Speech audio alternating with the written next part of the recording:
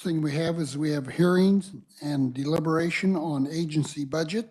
We'll start out with the State Historical Society. We'll have Amanda Prosser, KLRD, Agency Budget Analyst. Welcome committee, Amanda. Hello, everyone. Good morning. Yes, I'm Amanda Prosser with KLRD, here to present Historical Society. This was presented to the House last week. Behind me, please welcome Matthew Chappell, Acting Executive Director, and Patrick Zollner, both Director of the Cultural Resource Division and Division of Administration. The 2022 Legislature approved a budget of $7.6 million for fiscal year 23 from all funding sources. This includes $4.8 million from the State General Fund. It also includes the implementation of the 5% state employee pay plan, restoration of the agency's 10% reduced resources packages, totaling just south of $453,000, and the additional $125,000 SGF appropriation for rehab and repair projects at state historic sites. The revised request is $108,000 or 1.4% above the approved budget, but is entirely from special revenue funds. In the revised request, the Historical Society is also requesting one additional FTE to fill a cultural resources position that will work with KDOT to assess the archaeological significance of potential infrastructure sites. For fiscal year 23, the governor does concur with the agency's request. For fiscal year 24, the agency is requesting $8.7 million from all funding sources, including $4.9 from SGF. The 2024 request is 13.2% above the 23 revised request for all funding sources, largely due to an anticipated increase in salaries and wages from filling vacant positions and special revenue fund increases attributable to additional federal funding through the Paul Brunn Historical Revitalization Grant Program. The 24 request also includes an increase of $141,000 or 3% SGF. This is primarily because of the agency's decrease in collecting fees because of the museum closure during renovations. The Historical Society does not seek any SGF enhancement dollars from fiscal year 24. The fiscal year 24 request includes 73.5 FTE positions, which is 1.5 FTE positions above the 23 revised estimate. The 22 legislative session passed House Bill 2237, enacting the Kansas Affordable Housing Tax Credit Act. And as part of that fiscal note, they did allow the Historical Society 1.5 additional FTE. The governor does concur with the agency's request for 24. The next pages of the analysis, beginning on page 9, provides an overview of the program performance measures. And on the very back page is a breakdown of their capital improvement plans. If you would like, I can go through capital improvements, or I can stand for questions. Are there any questions before we do the improvements? Seeing none, please proceed. Sure. The Kansas Historical Society maintains 57 buildings and structures located at 16 historic sites across the state. The Historical Society also maintains the Kansas Museum of History here in town. To maintain these buildings and structures, the agency requests capital improvement expenditures totaling just over $522,000 in fiscal year 23, $440,000 in 24. Each year, $375,000 is from the State General Fund, while the remainder of funding comes from federal historic preservation grants and private donations. The projects requested are listed in the table. As you can imagine, the work to keep these buildings operating safely can vary greatly from those with very modern engineer systems, such as the Kansas Museum of History, to very historic structures, most of which are over 100 years old and require their own unique knowledge and expertise in maintenance.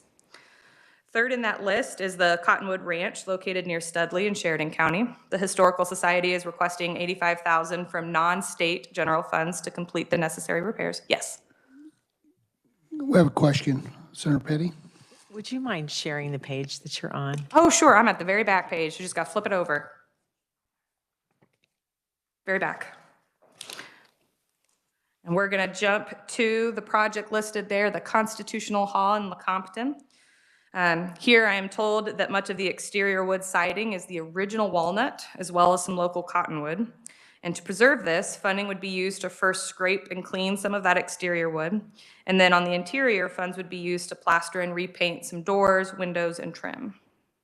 The agency requests $39,000 in fiscal year 23, including $15,000 from private gifts and $24,000 from the Federal National Historic Preservation Fund for the project.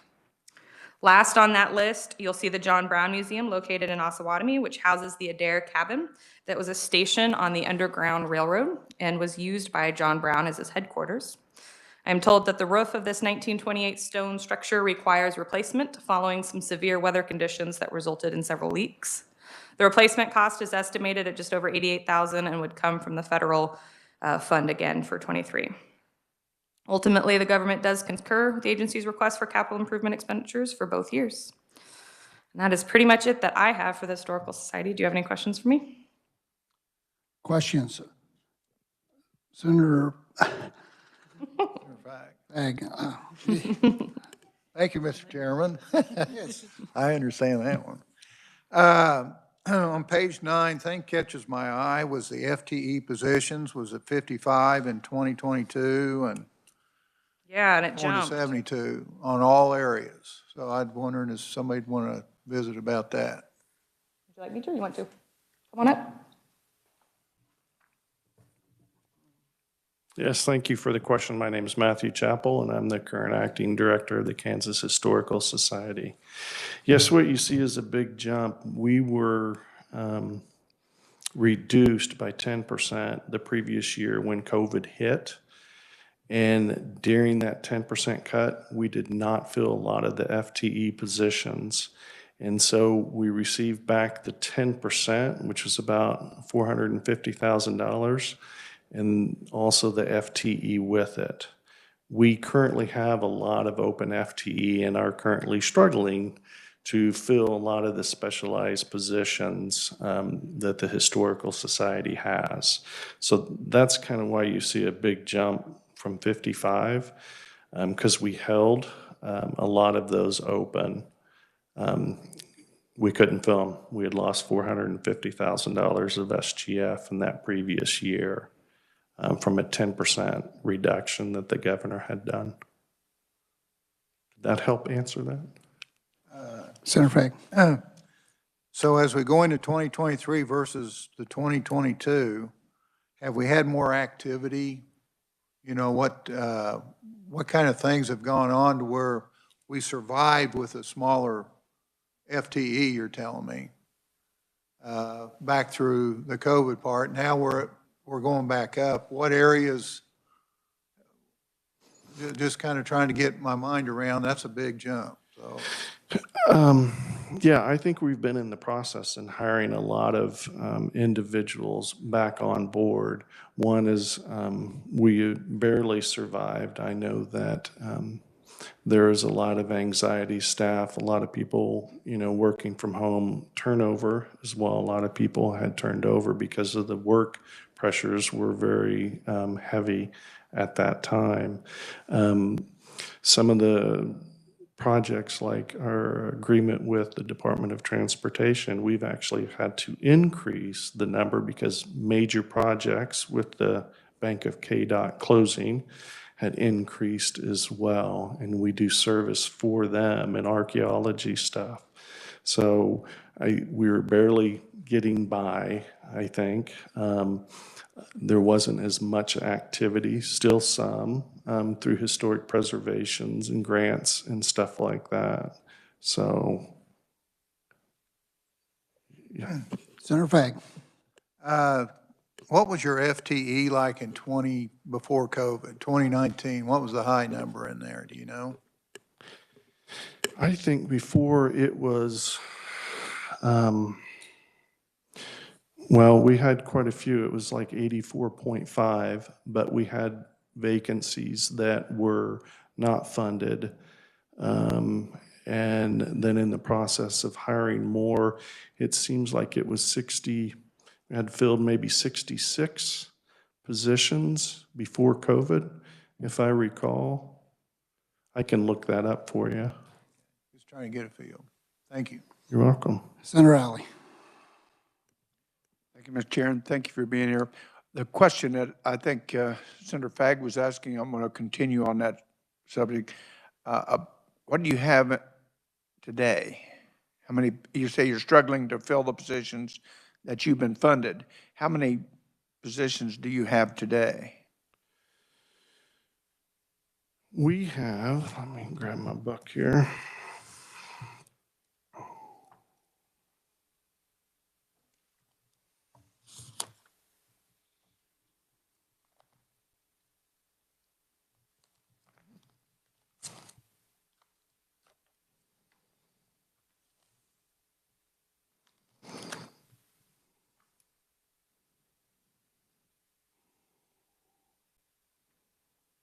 Right now, we have, it seems like 70,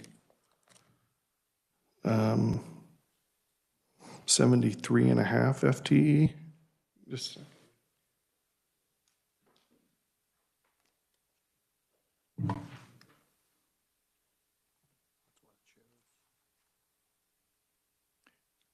now, not all of those are filled. I think maybe I'm not being clear here.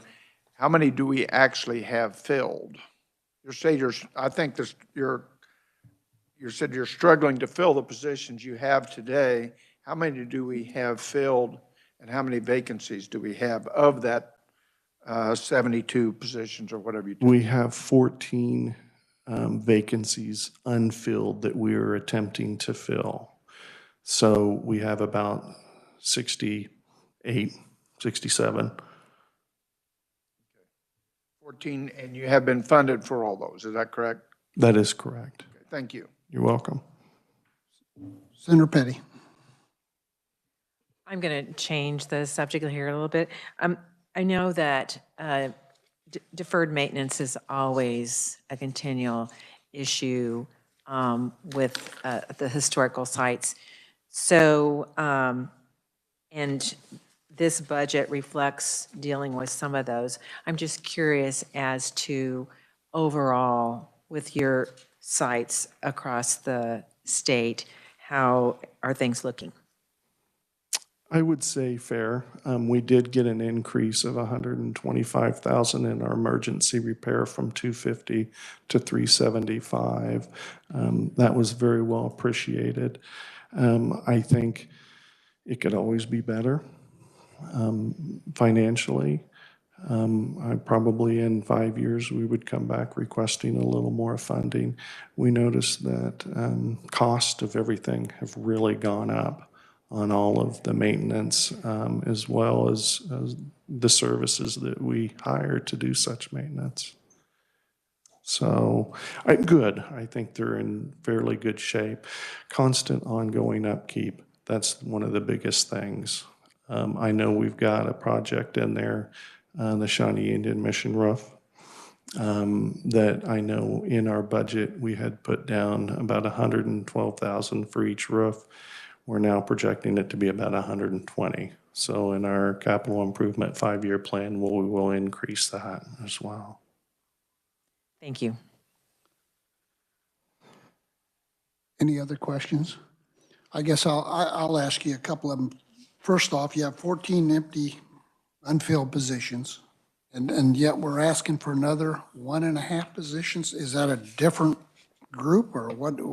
I mean, That is why are we adding when we have a bunch of empty ones?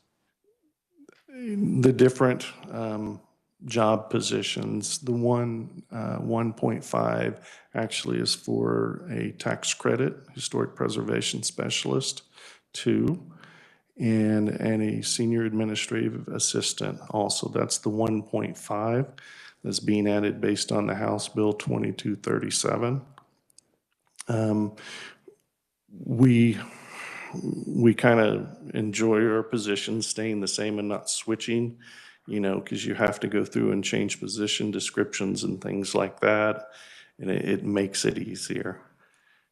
So who's each been doing the Kansas Affordable Housing Tax Credit up to now? We have 2 historic preservation specialists doing it now. So we have 2 and we're needing a third one. Correct. We're anticipating a 30% increase in the number of historic tax credits being done. And you mentioned that a roof was going to be used, Fed funds would be used for a roof at John Brown Museum? That's what we're anticipating to So is utilize that the some kind of of that. work these folks are doing? Could you repeat that? This federal funding for the roof, is that the same kind of thing that this new position would be doing? No. This would be determining the tax credits and managing the tax credits, the new ones that are coming in based on anticipation of an increase in the quantity of tax credits and the new formulas that are being done. So the 14 unfilled positions are positions of, are these administrators? I mean, it looks like there's quite a few administrators short. I can tell you what those are real quick. It just seems like every budget we're seeing now, we're adding FTEs. It's kind of like across the board. Excuse me. A couple, we have the administrate, I can list them. No, I right just, here. is most of them administration, or what other kind of positions? I guess that's the one I seen was, Some are administration, we, well, a few of them are administration. We got custodial, we got our director of our agency, their secretary. We've got 2 IT positions. We've got in the museum specialist, education information rep, public service executive 1. We've got historic preservation specialist, and then an archaeologist. These are kind of moving yeah. people in here. Just wanted kind of a general idea, and you're right on these roofs, these old buildings are just like black holes. I mean, you'll put a roof on now and we'll see you here in 5 years. It's unfortunate that the wood shingles aren't lasting like they used to. The new wood on the wood shingles, they're just not. You think you can get 20, 30 years and you're not quite getting that. So. I know exactly what you're talking about. Any other questions? Senator Petty. I noticed on page 3, it mentions about the HB 2237, and you say that you've been impacted by that legislation. Could you just kind of expand a little bit about how the affordable housing tax credits have impacted when it comes to the Historical Society? Yeah, we anticipated about a 30% increase in the number of applications for the tax credit. And what it did is from the regular, I believe it was 25% tax credit for projects, it did it based on population of communities. So now populations less than 9,500 get a 40% on the qualified expenditures on a rehabilitation project. Population between 9,500 and 50,000, they get a 30% tax credit on qualified expenditures, then 25 for any population greater than 50,000 if you're within a community. And so that's our anticipation is the increase, especially in smaller communities. It's because they're now eligible for a 40% tax credit. Would this be specifically for expansion of historical sites, or?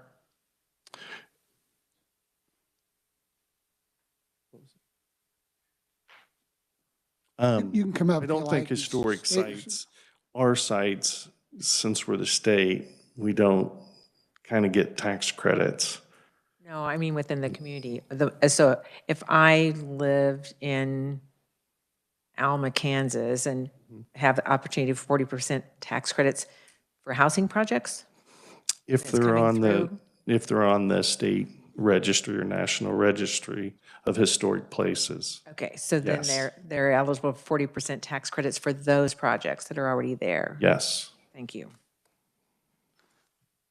Senator Fagg. Thank you, Mr. Chairman. Thank you for your presentation.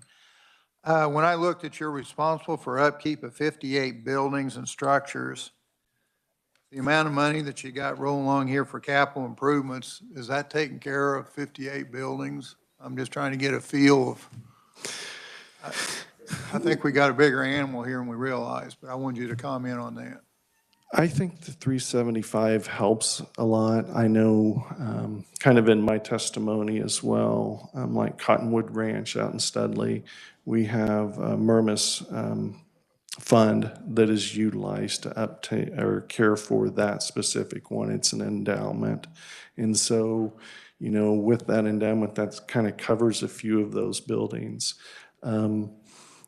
We can always utilize more funding in doing kind of our projects and stuff. It is expensive, and it's continuing to get expensive for the upkeep of historic sites. When you, Mr. Chairman? Yes, go ahead. So when you look at these 58 buildings, you ever sit down and look at attendance, you know, people going to them to get a real feel of what we're doing with our money there? I mean, we're preserving, but I would think if you had, instead of 58, you had 55, took that money and kept the ones up that's being used the most. I didn't know if you do any of that, or the ones you have just stays in record, and if we don't upkeep them, they fall down. So, We do keep statistics on all of our visitation and stuff like that. I can get you those numbers if you'd like. I think it is a service to all of the Kansans to display and show some of our most valuable history that the legislators has invoked our services to take care of. Any other questions? Senator Alley. Thank you. On your capital improvements, and I'm looking at this document which you gave me, and it said this Paul Bruin grant that you got in 22, $500,000. Would these be classified as capital improvement projects? They're not shown, I can't find that in the document you have there. Yeah, no, those are grants that we provide out to the communities. This last one for the 500,000 were for more rural area projects that aren't for the state's capital improvements, but for individuals, companies, people that have historic properties within the state. It wouldn't be capital improvements for us in the 57, 58 buildings. So what we're really saying is you've got a lot more than 58 buildings with these local buildings. We deal with a lot of historic properties in the state of Kansas. We deal with a lot of different historic districts too within the state of Kansas. So we are supporting those through different funding mechanisms like the Paul Braun grant and stuff like that. So we're working with that. It's just that we don't have direct ownership like our historic sites and in our capital improvement plan. It would go to a local community would take care of that building that's in their local community. Do you have anybody in your agency that oversees those? Yeah, that's the Cultural Resources Division that does that. And that's Patrick's kind of cup of tea, so to speak, as the director. Yes, sir. That's part of your 73 FTE. Yes, it is a piece of the pie. Sorry if I haven't been very clear to you all. I apologize. Thank you. Other questions? Seeing none, I guess you can go ahead and proceed, or would we to the end of yours? I guess you was up through with yours, right? Yeah. Start with my presentation here. Thanks for the opportunity to be here to discuss our budget. You guys, it sounds like you've kind of gone through it. We've been established since 1875. We do have multiple funding sources, state general fund, federal fund, fees for service, as well as grants, private gifts, and then designated revenues. Our program usage is approximately 21 million. I said 20,000 last time, so I wanted to get the million in on that. Most of that's through digital contact as well, and people utilizing the archival services as well as others. I wanted to give you a little update on the museum gallery. Of course, we closed September 3rd. We hope to open up sometime in the springtime of 2024. Kind of you can see this is a student here from Washburn that is volunteering. One of the first pictures there, she's holding a quiver for arrows. And also we've got a couple staff there removing the Kirby soapbox derby car. And you guys all remember the Kirby vacuum cleaners, the classics, very good. And then picture there of the train that we're totally covering the train up and keeping it dust-free and stuff as we go through and do the new museum gallery. We did get a federal grant for the National Endowment for the Humanities for $195,000 to have some museum assistance as well as an archive assistance during this period. That's a one-year grant that we had applied and received. Kind of touched on the Paul Brun grants there. We are applying for $750,000, which will get pushed back out into the communities. It's not going directly to any projects of the state, but it's our projects within the state. It's kind of the same with the Historic Trust Fund. Those funds are received through legislation and through the registration of deeds. We get a piece of that and then disseminate those as well to historic properties on the national registry. One thing, the Kansas Archaeology Training Program will be held at historic Lake Scott this year in June. And that's one where the archaeology staff will go out and do training. They do it in associations with the Kansas Anthropological Society. And it's kind of a 2-week training program. So if anybody's interested to go out this summer, I've got some information with me. You're more than welcome to get it.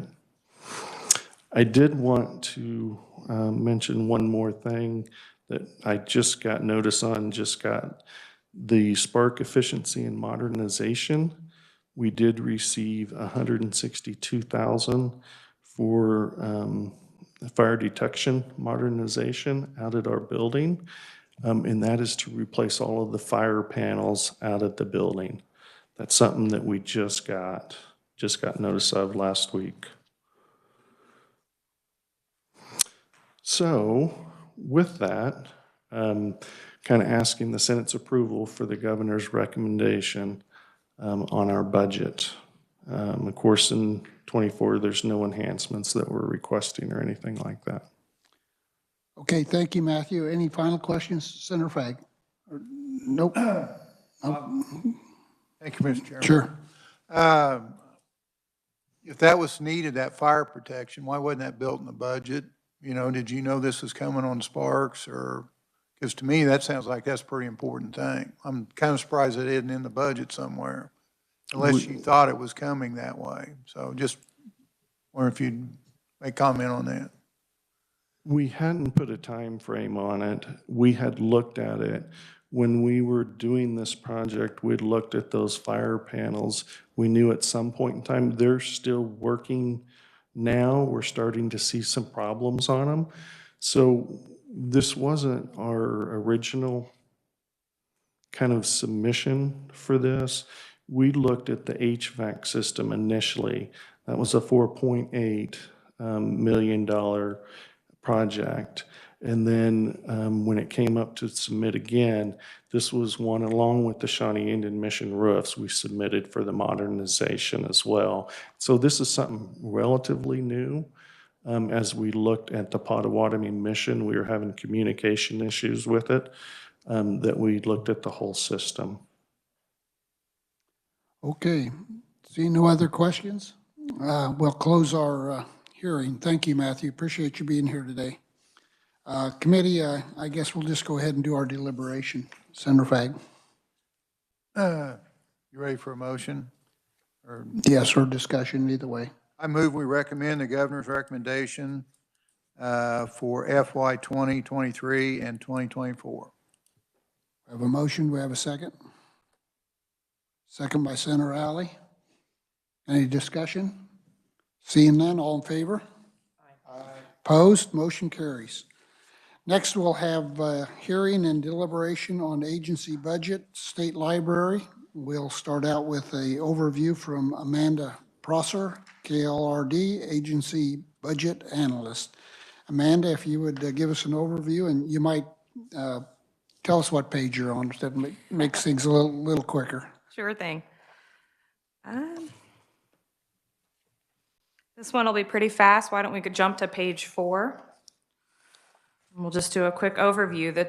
Behind me, we do have Ray Walling from upstairs, or I guess from downstairs. We're on the 5th floor, aren't we? The 22 legislature approved a budget of $6 million for fiscal year 23 from all funding sources, including $4 million from state general fund. The agency's revised estimate submitted in the fall included no requests for supplemental funding and no significant changes. This figure 4 details a breakdown of the expenditures.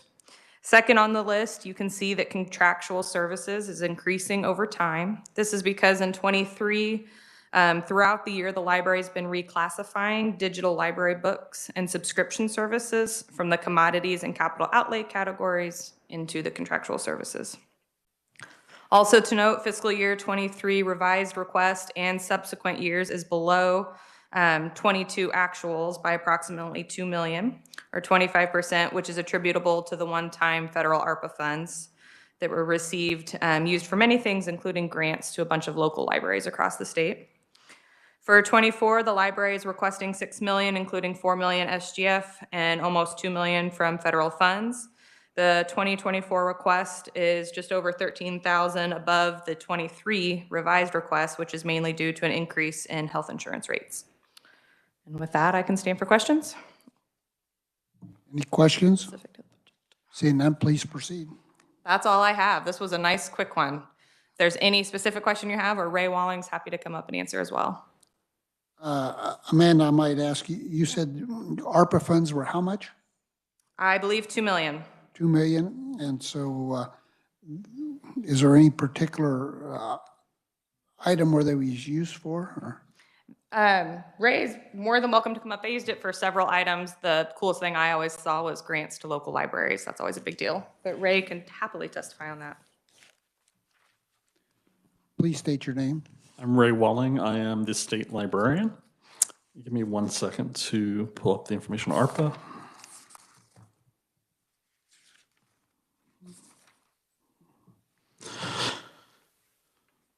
So the agency awarded nearly $2.1 million of subgrants to libraries across the state in FY22, and about $35,000 was spent this fiscal year in the first quarter. The funding was used for a variety of purposes, including things like buying Wi-Fi hotspots, extending Wi-Fi broader than the buildings that they're in, because we couldn't have people in some of the smaller buildings, or we couldn't have them when libraries had to be closed for periods of time due to COVID restrictions. They created outdoor spaces with Wi-Fi, like in park areas, to try to allow people to have access to internet in those spaces too, as well as just expenses associated with COVID and operating in COVID situations. The agency also did expend some money for its own purposes with the COVID money as well. Does that answer your question? Yes. Okay. Other questions for Ray? Senator Alley. Thank you, and thank you for being here. With that, are your projects done? Yes, as far as I know. For what, the $2 million that you... We've completely spent the ARPA money as of September 30th, which was the deadline initially, but there were some states that got extensions, but we didn't need the extension. You know, this is not going to be particularly about the budget, but about your operation. Can you tell us a little bit about your affiliation with the local libraries, community libraries? Sure. So the state library provides guidance and support for the local libraries in questions they have about law, about maintenance, about running a library, those types of questions, and supporting those needs. We also provide state aid directly to libraries. State aid amount, I think, was $1,067,914, 1/3 of which goes to the regional systems, 2/3 of which, according to statute, goes to the public libraries in the state. So my library in Winfield, Kansas is in the city limits of Winfield. Mm-hmm. What funds do they get?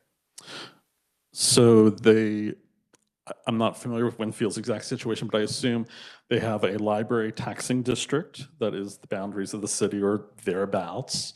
So they have that funding, they get state aid funding, and then they most likely are a participant in the regional library system and are eligible for grants and services from the regional library systems.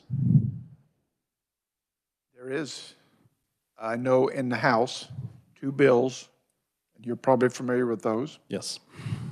and those bills would change the district boundaries from city to school district. Yes. How would that affect your library?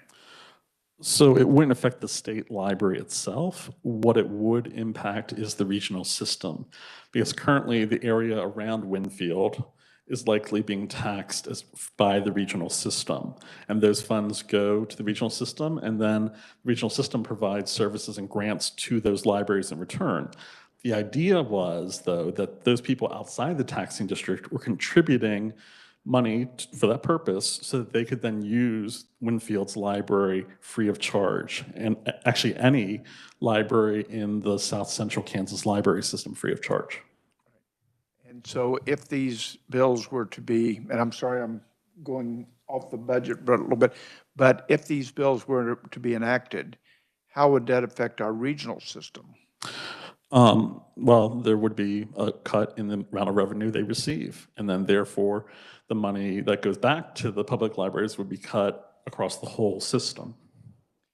And if those two, I know there's 2 districts that want to do that. They happen to be in my district, however. But if that was, I don't like to do things just for one district. I mean, if it's good for one city, it's good for all cities. It has to be. So if that was to be enacted and it was copied throughout the state, what would happen to our regional library system? Without a change to the way we do taxing that supports the regional systems, there might not be regional systems. Thank you for that explanation. Appreciate that. Yeah. Senator Petty. I haven't looked at those bills, interestingly. I said it on a library board. I don't any longer, but that's interesting to hear about that. I just wanted to ask about the Tumble Books database. I noticed that it's available to all Kansans. So what is the Tumble Books database? So the Tumble Books product is essentially, I think, animated books for children to encourage reading and to encourage the love of reading. I believe we bought that with ARPA funding as well, as a 3-year agreement that extends into the summer of '24, but then we'd have to make a decision if we're going to extend that beyond that point. That money is not actually built into our budget since it was ARPA funding, so we have to make some decisions there. So, if you have a library card any place in the state of Kansas, then you have access to that. Yes. Thank you. Any other questions? Seeing none, thank you, Ray. Appreciate you being here. Okay. Committee will close our hearing and do our deliberations on the state library. Senator Fagg. Mr. Chairman, I move we recommend the governor's recommendation on state library budget for FY 2023 and 2024. I have a motion, second by Senator Alley. Any questions or discussion? Seeing none, all in favor? Aye. Opposed? The motion carries. Committee, that concludes our work for today. Thank everyone for being here today. Appreciate it. And we are adjourned.